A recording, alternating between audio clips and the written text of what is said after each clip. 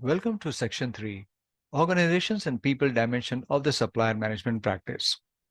There will be 2 questions in the exam for this topic, and it would be a mix of Bloom's Level 2, Understanding Level, and Bloom's Level 3, Application Level questions. So it could be either one question from each level, or both questions could be from any of those levels. The questions will be on the roles and the organization structure. So let's go and understand these further. So this is the syllabus, and it's on the lines of what I just spoke. We need to understand and apply the roles and competencies. Apply because there could be Bloom's Level 3 questions. And the roles are the supplier manager and the supplier coordinator. And then, as I mentioned earlier, the team structure for this practice. And how to apply that in different situations. For example, in a small organization versus a larger organization. The supplier manager and supplier coordinator, we will see later on, they seem to have similar responsibilities, but note that the manager is more like a supervisory role and the coordinator is somebody who performs lots of related activities, supporting the supplier manager. But before we do that, let's understand the ITIL approach to the roles, competencies, and responsibilities. Now, each of these 34 practice guides, such as supplier management or relationship management or whatever that is, they do not describe the practice manager roles, such as the practice owner, practice lead, practice manager, practice coach, etc. They focus on the specialist roles. And that's why we have the supplier manager and the supplier coordinator roles being described. Because every organization may have their own description of the practice owner or a practice lead or practice coach role.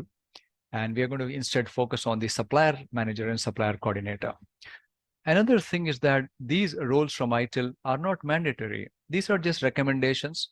But again, you may have in your own organization your own approach to defining specific roles, job descriptions. For example, one person could take on multiple roles of ITIL, or one ITIL role may be assigned to multiple people also.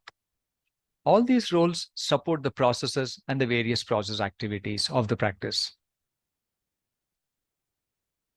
Another general thing for all the practices, not only for the supplier management, is ITIL 4 uses 5 competency codes, and these are L, A, C, M, and T. L is for leader, A, administrator, C, coordinator or communicator, M, methods and techniques expert, and T, the technical expert. As those names indicate, leaders support the decision-making, delegation, overseeing activities, keeping in place incentives and motivation for their staff, and evaluating the outcomes of their teams. Administrators assign and prioritize tasks. They keep records, documentation, perform reporting, and initiate basic improvements under the leadership of others.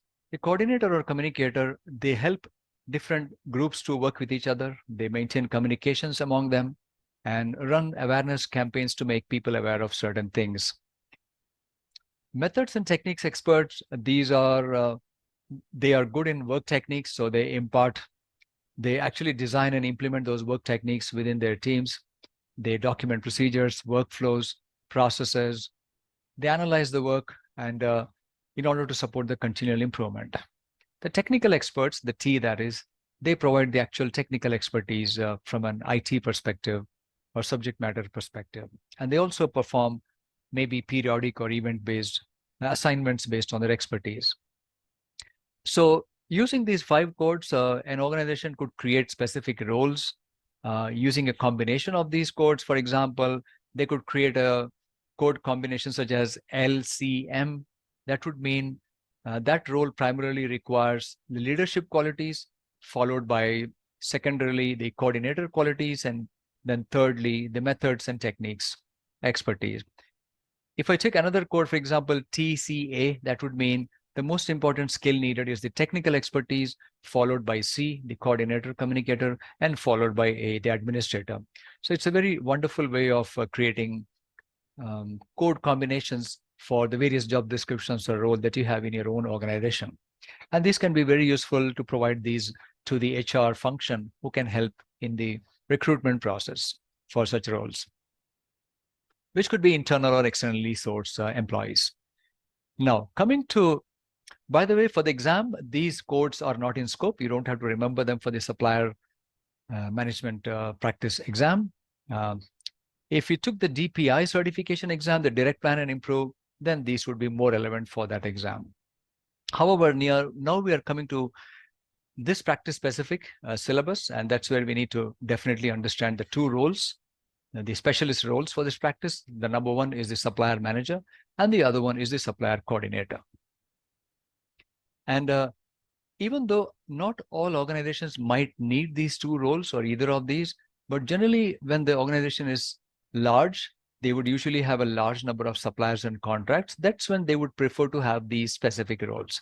If it's a small organization, let's say there are just 20 or 30 employees there, they might not have these roles at all. There could be one individual who is performing many things, and they may not even call that as supplier management. They would work in some other way. But larger organizations or corporates, for example, large businesses having multiple suppliers, even something like 30, 40, or 50 suppliers would definitely need a supplier manager and maybe several supplier coordinators. And again, the same individual in a space. For example, if I am a supplier manager, I could be performing other roles as well of ITIL. I could be an incident manager, who knows? So ITIL doesn't put a stop on those things. It all depends on the needs of the organization, how much an employee can do, what is their expertise, and how much is the amount of supplier management work. If there is enormous amount of supplier management work, then definitely the supplier manager would be dedicated for supplier management.